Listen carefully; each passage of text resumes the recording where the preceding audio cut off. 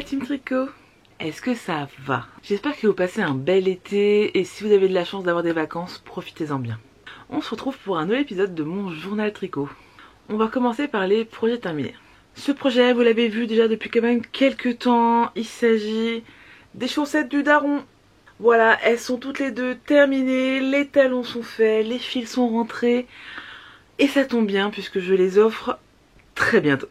C'est un patron de mes chaussettes vanille, c'est-à-dire que j'ai pas vraiment de patron, juste que j'ai pris mes méthodes préférées et que j'ai tricoté en rond sans interruption. Moi je préfère commencer par la pointe. Là pour le coup j'ai fait 72 mailles, je tricote en rond, en rond, en rond, je mets un petit fil provisoire pour faire le talon après coup, je continue en rond, je fais des côtes de 2 et ensuite je reviens pour terminer le talon après coup. La laine c'est de la laine Le Bruit des aiguilles et le coloris je ne m'en souviens pas, donc je vous conseille d'aller voir mon vlog du Lénorama d'il y a quelques mois. Si je prends le temps, je le mettrai juste en bas. Mais en tout cas, n'hésitez pas si vous aimez l'auto-rayante. Anna fait des laines de folie. En plus, c'est super doux. Donc, voilà. C'est simple, c'est cool et j'adore. Un autre projet terminé, encore des chaussettes. Il s'agit des chaussettes homard de Lisandre. Donc, j'ai terminé les deux chaussettes. Les modifications que j'ai faites, c'est que j'ai rajouté 2 petits liserés rouges là qui normalement n'y sont pas sur le patron de base. Ça j'ai rien changé, j'ai fait un talon après coup parce que moi je préfère plutôt que les talons renforcés avec gousset. J'y arrive jamais ou alors il y a toujours des trous, enfin bref moi je préfère vraiment le talon après coup. La modification c'est que j'ai rajouté ce petit motif jacquard là sur la pointe qui rappelle du coup celui-ci. Ça y était pas mais au final c'est très facile à faire une fois que vous avez la grille du départ. Et du coup je trouvais que ça faisait un petit clin d'œil au motif de base et j'aime beaucoup. Pour les laines, pour la bleue et la rouge, c'est de la Koigu. Alors bien sûr j'ai jeté les étiquettes donc je peux pas vous montrer. Je l'aime beaucoup. D'ailleurs je trouve qu'elle est sous-cotée de ouf alors qu'elle est vraiment top. Et ce que j'adore c'est qu'elle est hyper retordue.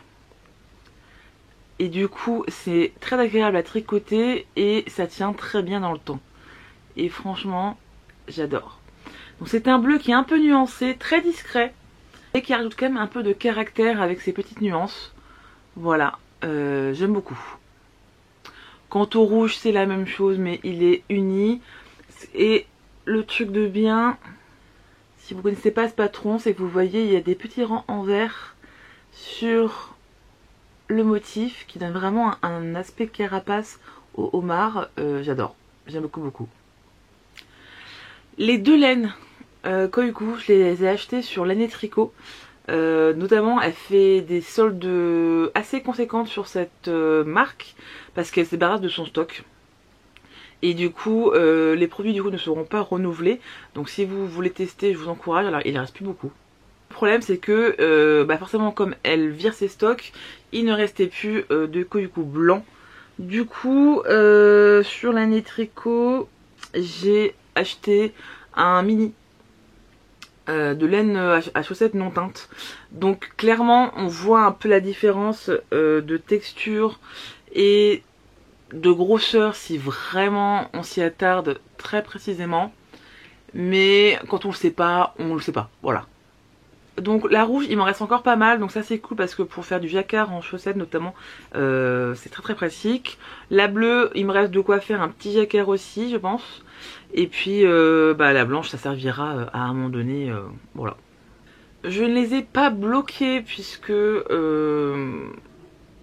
moi je n'ai pas de bloqueur à chaussettes, voilà, parce que je ne bloque pas mes chaussettes, parce que je trouve ça inutile, parce que ce sont des chaussettes.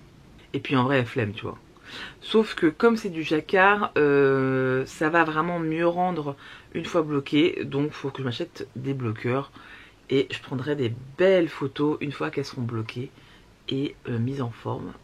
Et j'ai juste trop hâte de les mettre. Par contre, il y a un détail que j'avais pas pensé. c'est que j'ai les mollets très très dondus. Et j'ai écouté la dernière vidéo, non, le dernier vlog ou l'avant-dernier vlog de Stitch and Beach. Et elle parlait de ses mollets dodus et du fait que le jacquard du coup était très étiré si elle prenait sa taille de pied, parce que bah, sa taille de pied ne correspond pas donc à sa taille de mollet, et donc du coup elle fait des jeux d'augmentation sur la tige pour avoir du coup un jacquard plus étendu et avoir de la place pour ses mollets. Bien sûr que j'ai écouté ça une fois qu'elle était terminée. Du coup je me suis dit ah, je vais peut-être les essayer pour voir. Alors effectivement en tout cas non bloqué ça rend pas super bien. Parce que mon souci c'est que bah, mon pied ça va. Et le mollet il est un peu comme ça. Du coup ce qui fait que bon bah le motif donc on le voit mais il est pas super joli parce que bah il y a mon mollet dodu qui est dessous. Donc ça tire à mort. Du coup pour cette fois j'espère vraiment que le blocage va aider à étendre. Et je vais essayer de faire un blocage un peu plus agressif au niveau du mollet pour que bah, on voit bien les homards sans qu'on se demande qu'est-ce que c'est.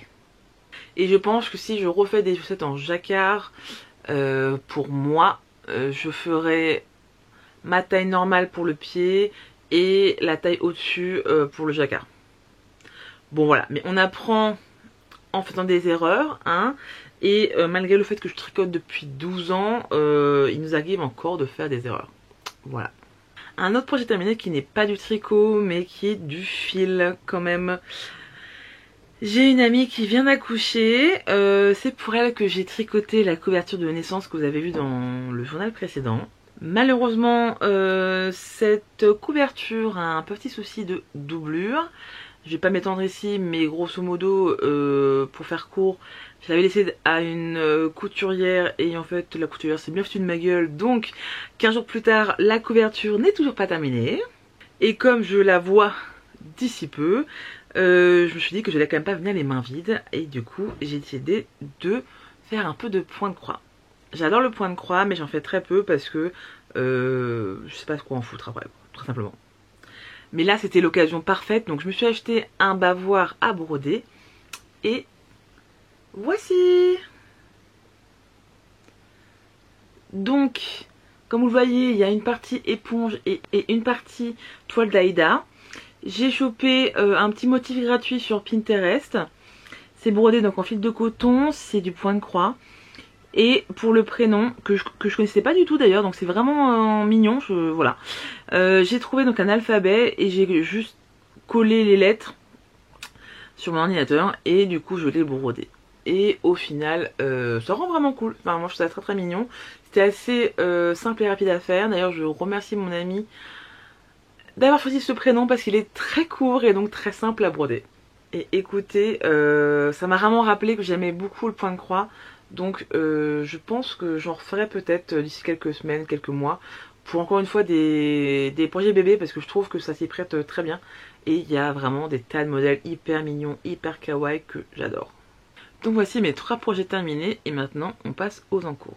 Au mois de juillet j'ai commencé donc le gilet Olga qui s'appelle Olga Jacket de petite knit que je tricote en laine acrylique hobby qui sont celle-ci. C'est de la Amigo. Pour le rouge c'est la couleur 42 et pour le rose rose poudré c'est la couleur 46. Donc je les tricote en aiguille 4. C'est un gilet qui se tricote de haut en bas. Et j'en suis là. Alors j'ai pas assez de recul, mais grosso modo le corps est terminé. Voilà, j'ai fait le bas et l'encolure. Et là prochainement j'aimerais faire la patte de boutonnage. Grosso modo, donc on commence par le dos, par là. On tricote jusqu'au bas des emmanchures. Après on fait un relevé de maille de chaque côté. Hop là, pour les épaules. On tricote les épaules, voilà, on rejoint avec le dos, après on tricote en aller-retour mais en rond, enfin en tout cas sur un seul câble, le devant et le dos. Petite modification, j'ai agrandi l'encolure que je trouvais un peu trop près du cou, donc là je l'ai un peu plus dégagé. Pour le bas, j'ai fait du double knit plutôt que des côtes. Hop. J'ai fait la même chose pour l'encolure parce que j'avais envie, très simplement. Donc au lieu que ce soit des côtes, j'ai cette petite bande de jersey qui est repliée sur elle-même et rabattue en cousant.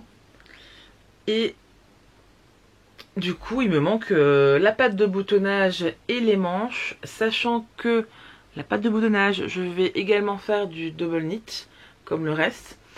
Et l'idée ce serait peut-être de ne pas mettre de boutons, donc a priori ce sera un gilet ouvert. Et du coup ce sera des pattes, une patte de boutonnage rouge pareil, un peu plus épaisse. Donc j'en suis là, mais c'est vrai que je l'ai mis un peu de côté pour le prochain en cours. Mon deuxième projet en cours, c'est les Pumpkin Socks de La Renarde Endormie, que je tricote du coup en Arwetta Filcolana. Alors pour le orange, j'utilise le 365. Pour le blanc, c'est la couleur 100. Là.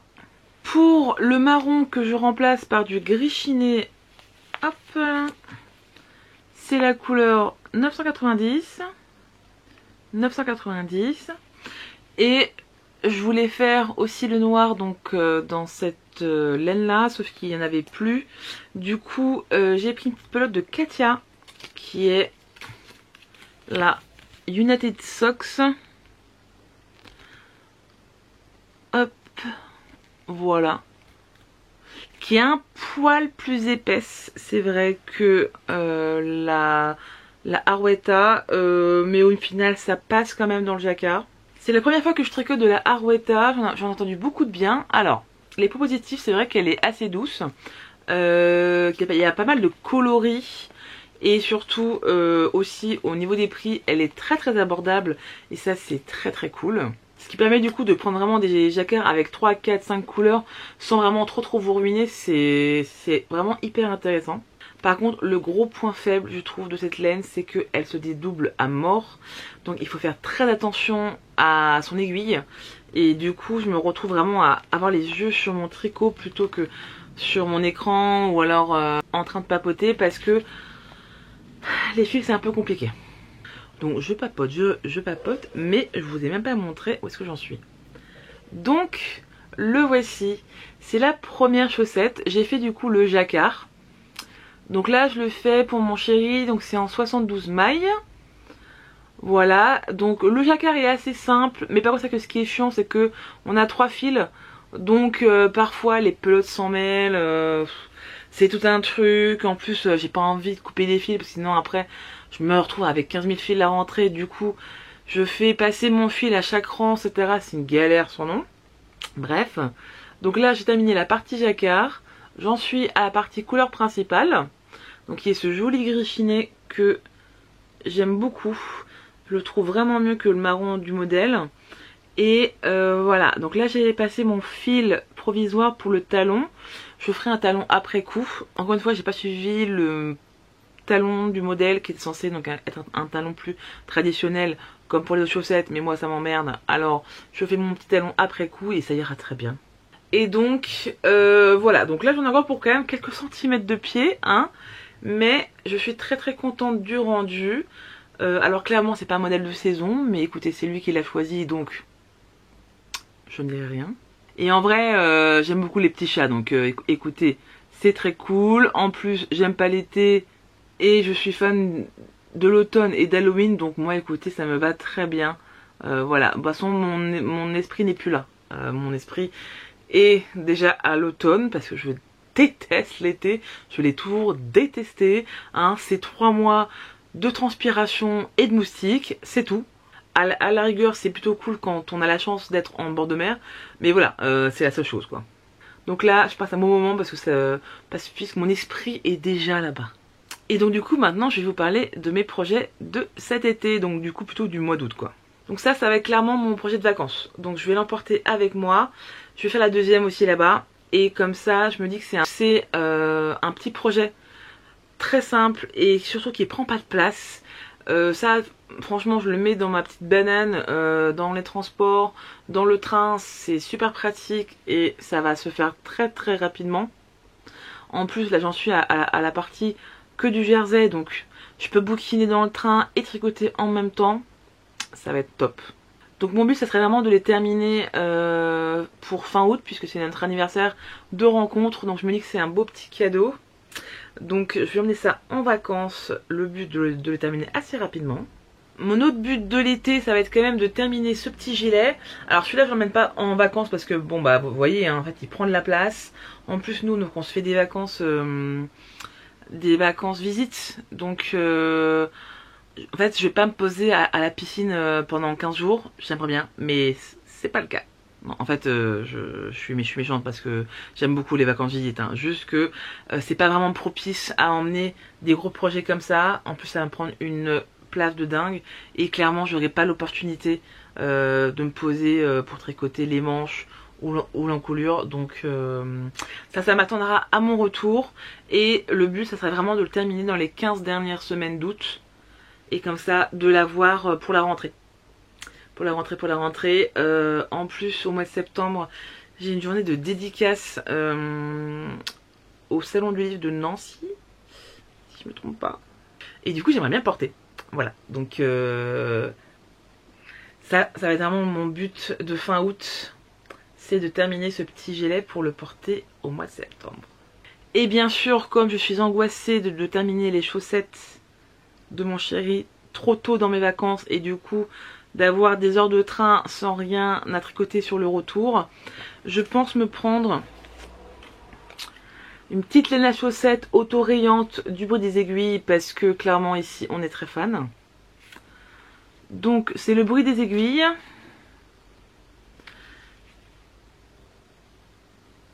Et voici le coloris. Hop. Hop hop hop. Donc on est sur du 85-15. Avec ce joli autorayant coloré, bariolé. Je me dis que pour l'été ça va être trop bien. Avec, je me suis pris un petit mini jaune. Ça va très très bien aller. Et pour le coup, lui, c'est ça, sa référence. Voilà. Et là, je me dis qu'on est bien. Je vais les bobiner, je vais les emmener avec moi. Et comme ça, si j'ai terminé les Pumpkin Socks, ça va me faire une petite paire de chaussettes vanille pour moi, tranquille, vraiment que en jersey, zéro cerveau, parfait pour bouquiner avec aussi. En plus ça ne prend pas de place, parce que là c'est du 50 grammes et du 20 grammes, donc c'est parfait. Voici mes projets pour le reste du mois d'août. Donc là c'est vrai que c'est ma folie chaussette, mais c'est aussi parce que c'est pratique. Et en ce moment je vadrouille pas mal, donc j'avance plus vite sur mes chaussettes que sur mon gilet. Et vraiment voilà, le but serait vraiment de terminer les chaussettes, le gilet pour que en septembre je commence d'autres projets. On a un projet avec une copine d'un petit cal entre nous. Voilà, elle a son modèle, elle a sa laine. De base j'étais partie sur le même modèle mais c'est pas grande taille friendly. Comme souvent. Faudrait vraiment qu'un jour qu'on se pose 5 minutes et qu'on parle vraiment de la grossophobie dans le monde du tricot. Mais bref, du coup je vais peut-être partir sur un autre pull en jacquard, mais où les tailles sont beaucoup plus inclusives. Voilà. En tout cas, on se redira ça. J'espère que vous passerez de bonnes vacances si vous avez la chance d'en avoir et que pour celles et ceux qui travaillent, bon courage, on pense fort à vous.